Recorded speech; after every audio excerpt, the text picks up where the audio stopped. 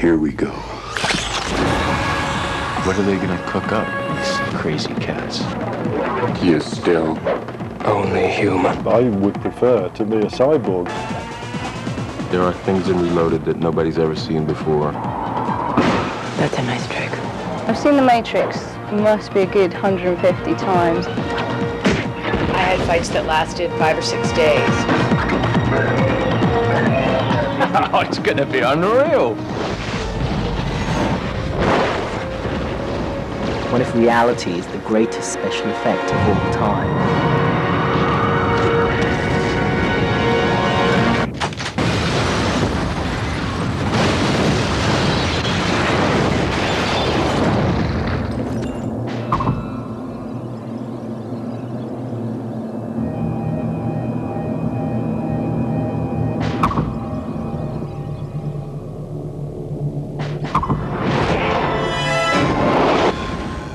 Back in 1999, the biggest, most hyped film of the year was Star Wars: The Phantom Menace.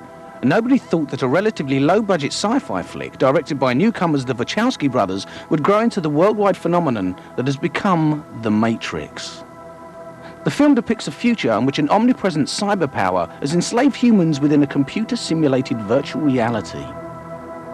I'm really glad that, that the film has been embraced as much as it has. I'll bump into the odd fan every now and then who'll want something from me, and I will then realise, to the extent how far this rabbit hole goes, and it goes a long way, I think. I hoped to realise the vision of Larry and Andrew Wachowski, what they had written, what they saw, and actualised their vision, Matrix 1 blew your mind away because of its concepts and its ideals, but also in the way it was shot and the way it looked. There was a whole audience who were cued into those preoccupations with technology and with simulation and with the details of style, the details of the mobile phones, the sunglasses, the boots, the long coat, the agents and their sharp-fitting suits. Never send a human to do a machine's job.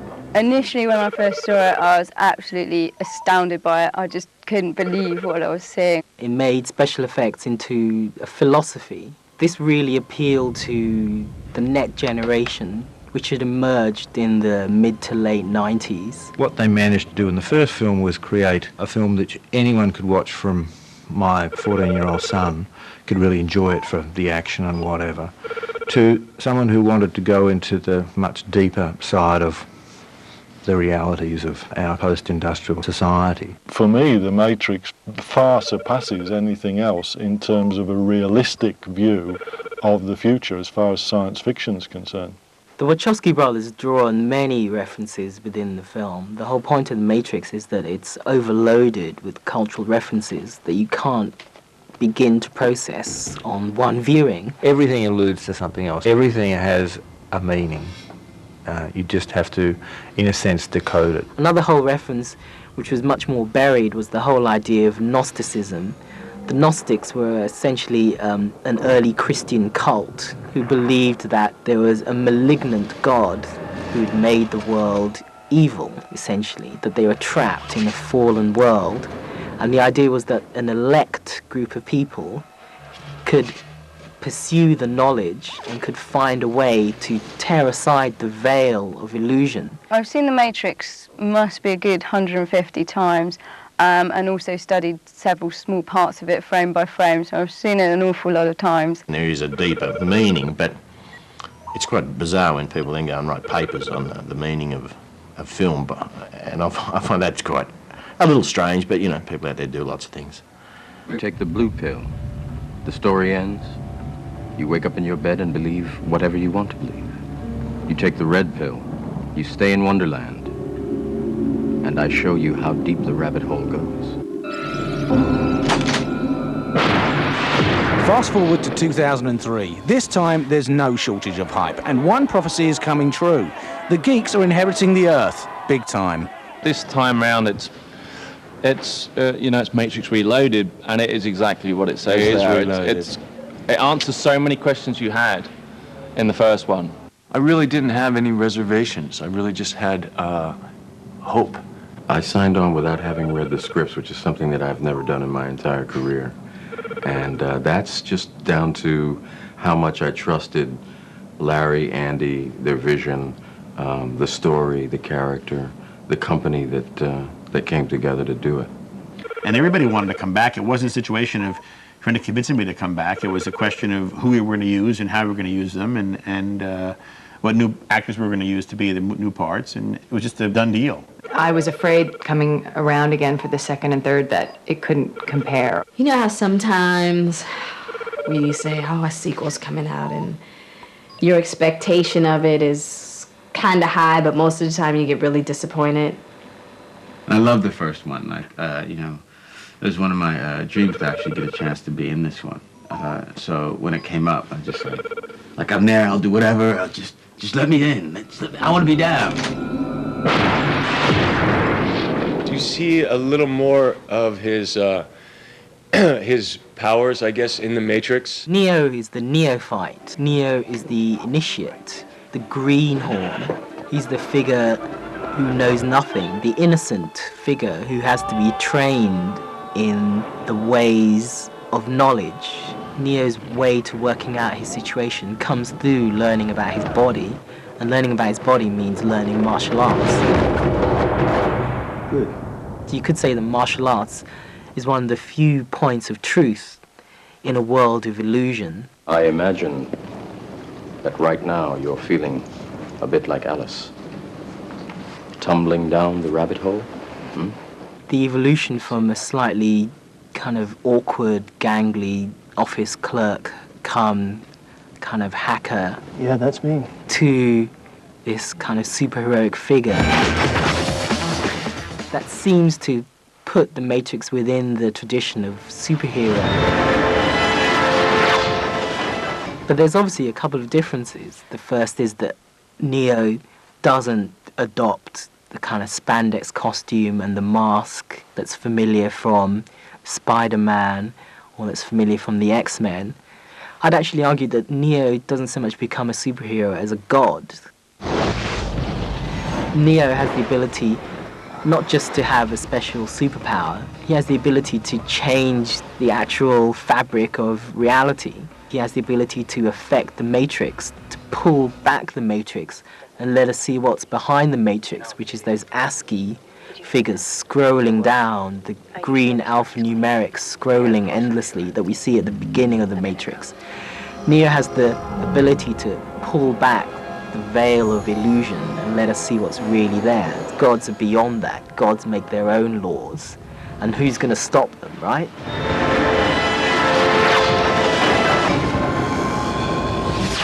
It's Morpheus' job to educate Neo in the duplicity and the illusions of the world, and it's Morpheus' experience that lends a hand to Neo and helps him through in order that Neo can achieve his potential so that he can actualize himself and become everything he can be. He is a powerful guy. I mean, you wouldn't get near No, his aura he's just push you away. You wouldn't have to. You wouldn't get close enough to throw a punch. He'd just aura you out. We are still here!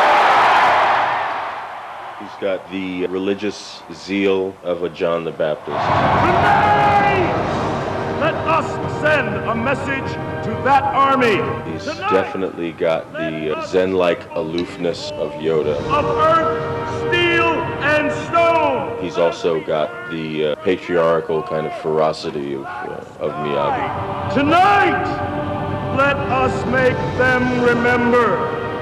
This is Zion! And we are not afraid!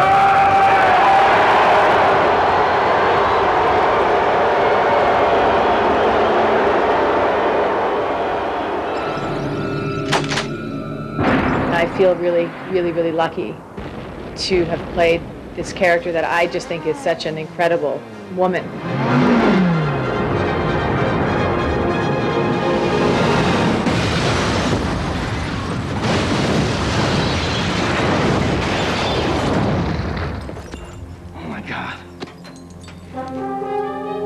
She can kick as much ass as the men. That's not really the point. The point is she adds just a different inflection. She adds some female energy, some kind of feminine pressure to a film which otherwise could seem overly masculine. Believe it. Trinity is like Neo's double. So she cares for him, but I think he exasperates her because he's not too bright.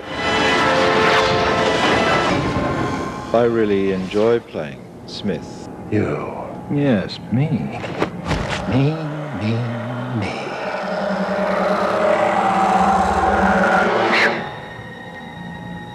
Me too. His singularity of purposes has increased as Neo's strength increases, despite the fact that he's no longer a singular being. I think that's very funny and very interesting to play.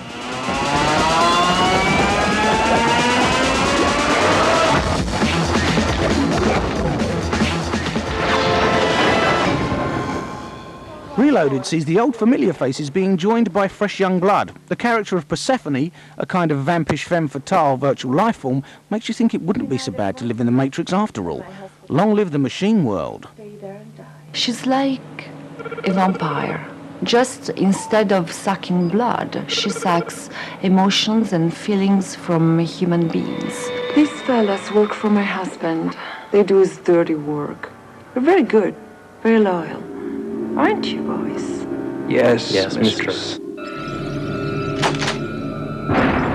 The twins' characters, they're actually a deleted program. The explanation that was made that ghosts, ghouls, vampires, all those things in human imagination were actually design programs to be a specific usage, but that they were deleted and told to go back to the source of the mainframe because they couldn't be utilized in modern thought processors anymore within the Matrix.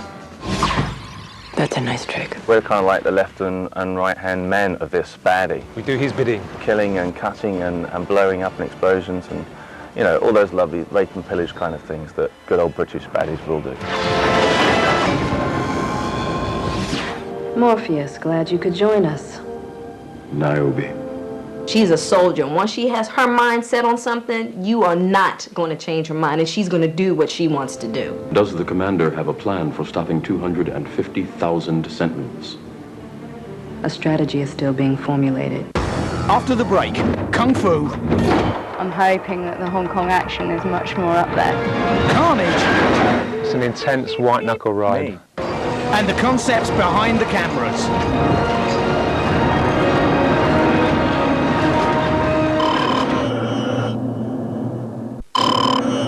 Reloaded may play with our concept of reality, but it also blows up an incredible amount of stuff. Now it's time for the crash, the bang, and the wallop. The first time you see the vision of a bullet slowing down as it travels around Neo, the first time you see it, you're really in shock. It's a new special effect, a new way of seeing the world.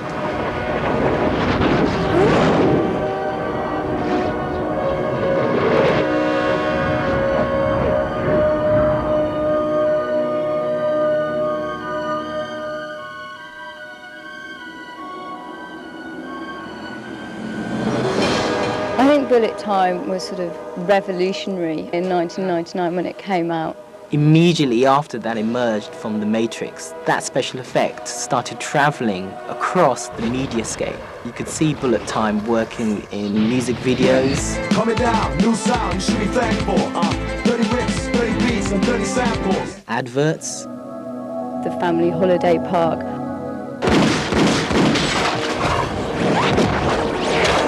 Bullet Time, it really summed up the late 90s in the same way as slow motion summed up the late 60s.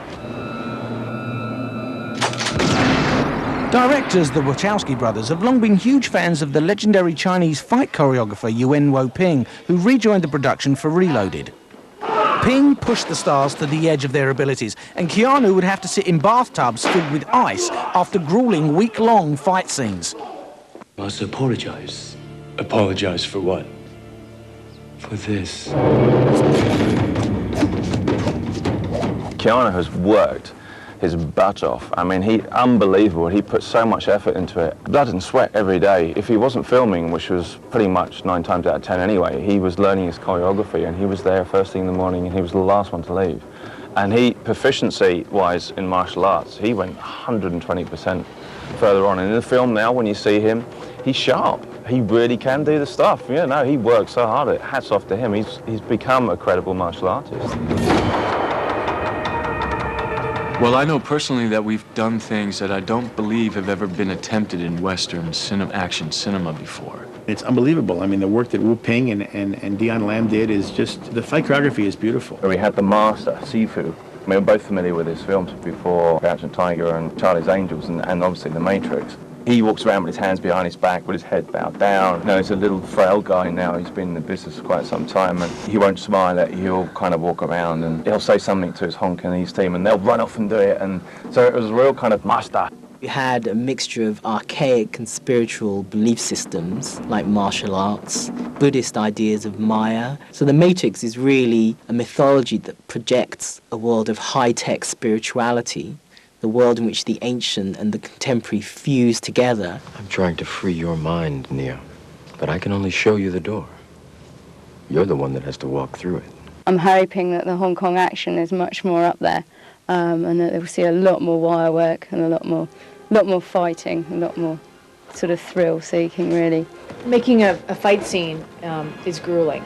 I had fights that lasted maybe, at most, maybe 5 or 6 days. That becomes grueling just day after day when you're hurting and you need to show up anyway, and you know, you're cut and bruised and you're tired and you have to do take after take after take. It's grueling, but it's part of the reason why we trained for so long, so that we could build up the endurance to be able to keep coming back take after take. But it is challenging. You just want to go, oh, just let me talk. Do I really have to fight? I just want to talk to somebody. But it's part of the process and part of, you know, what I'm proud of in the end. Reloaded features a full-on, 15-minute, high-octane car chase. 300 vehicles were destroyed whilst filming the sequence, said to be the most expensive, complicated stunt scene in film history. The car chase is unstoppably watchable, man. The car chase will be blowing people's minds for 50 years. You know, I've heard Larry say it before. It's like, I dare anybody to, like, this is the most complex movie. You know, it's like, but, you know, to his credit, it really is. Larry and Annie spent days and days in their office, where they have a very small little Sonic camera, working out angles that they wanted to shoot. Such was the size of this production, Reloaded could do what it wanted no matter how extreme. They built nearly 2 miles of motorway from scratch just for this scene. They go on this carnage run for like 45 minutes and it all stems from this car chase from an underground car park. It's an intense freeway chase that will go down in cinematic history, I think. While we were sitting in there, you could see the audience dodging traffic and moving about over things. Come on!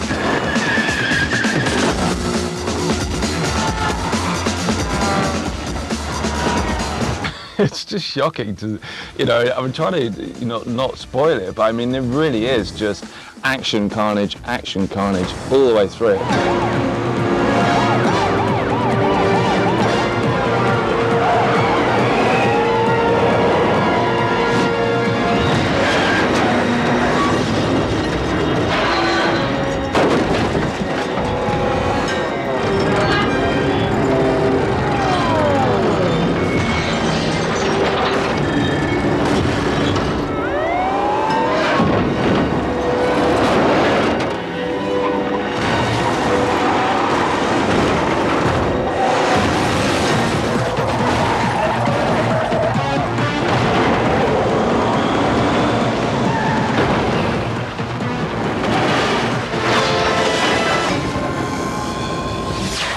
The Wachowski brothers are notoriously camera shy, though they're generally regarded as a pair of single-minded whiz-kid comic book geeks with a fixation for detail.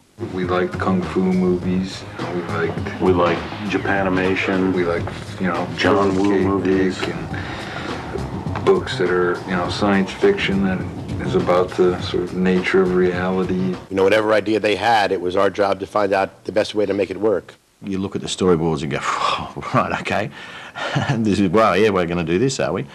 And then it's like, well, okay, we can do that. How do we do it? The things that Owen and Hugh and their crews have put together are just incredible. You can never have enough money to physically what you have to build, but good planning will sort of save a certain amount, and having great concepts and having solid concepts and a very solid perspective from Larry and Andy, who, you know, quite frankly, I think are geniuses. I don't think I draw very well, and I thought, well, if I put a lot of effort into it, even though the drawing is bad, at least they'll say, gosh, he's not very good, but he sure does try.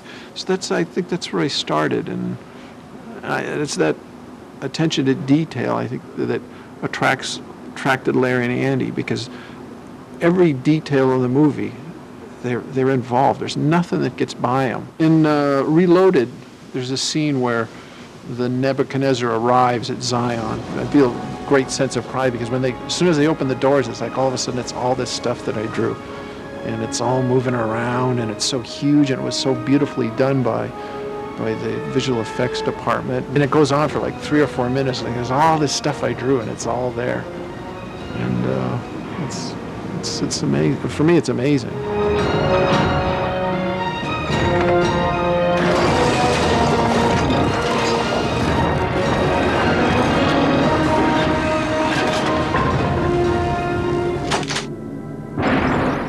I think we're going to see in the next 20 to 30 years machines, networks that are far more intelligent than we are as humans. The potential, therefore, is for such a network to make all the running, to call the shots, to actually be in control. What we're talking about there is a matrix as a realistic scenario. Neo or any of the other cyborg type humans have a connection directly at the top of the spine, that are jacking in human into the matrix system. Myself had something very, very similar. I had 100 pins fired into my nervous system here. We use this unit, it's a radio transmitter receiver unit, to link my nervous system by radio to and from the computer. I think the Matrix has changed our vision of the future. I think up until the Matrix we were still caught in a vision of the future that was defined by Blade Runner. It asks questions. Can we actually upload memories, download memories, give somebody a reality that the machine has created? What if our reality, as we think of it today, what if it is all an illusion created to fool us? Are you listening to me, Neo? Or were you looking at the woman in the red dress? For me, the Matrix actually presents quite a positive potential future for humans, where our reality is quite an exciting one. It's what we want. So I'm sort of anti-Neo, if that's possible. He's a bit of a party pooper as far as I'm concerned. We should stop him trying to ruin the Matrix, because why not go into the Matrix? Why not enjoy our future? Why not have problems removed if everything's wonderful is provided by the machine? What if reality is the greatest special effect of all time?